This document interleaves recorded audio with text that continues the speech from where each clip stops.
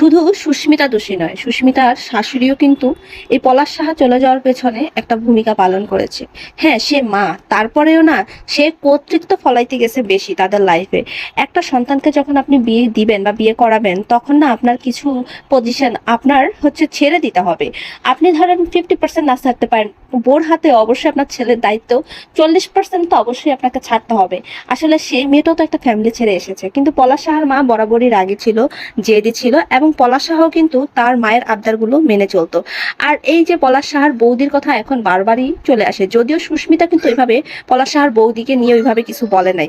তারপরে এখন মানুষজন বলতেছে পলাশ সাহার বৌদি আর পলাশ সাহার মা মিলেই সুস্মিতার সংসারটা নষ্ট করেছে। তবে কিছু কিছু ভিডিও আজকাল সামনে আসছে, এগুলো দেখার পর আসলে সত্যিই মনে হচ্ছে পলাশ সাহার মা মনে হয় সুস্মিতাকে তুচ্ছ তাচ্ছিল্যই করতো। 3 মাস আগে বিয়ে হওয়া পাপিয়ার বিয়ের সময়ের ভাত কাপড়ের থালাটা দেখলাম, দুইটাই কিন্তু খুব ডিফারেন্স। আমি জানি না এটা কেন তাদের মধ্যে এত ডিফারেন্স, তো মিনিমাম তো কিছু নিয়ম কানুন থাকে। পলাশ সাহার মা সুস্মিতার বেলায় এত সাদামাটা ভাবে কিভাবে করলো? আসলে সে কি গরিব বলে? ভাত কাপড়ের থালাটা খুবই সাদামাটা ছিল।